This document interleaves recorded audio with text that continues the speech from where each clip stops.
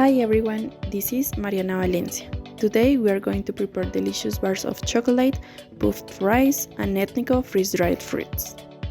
First step is melt our chocolate. In this case, we are using 70% chocolate.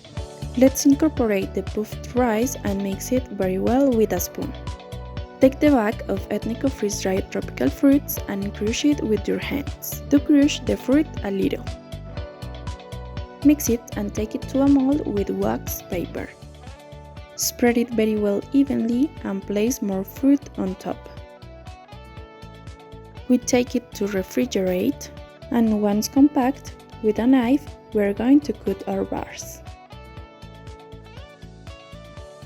At this moment they will be ready to enjoy. To discover more recipes and all our products information, follow us on Etnico_US.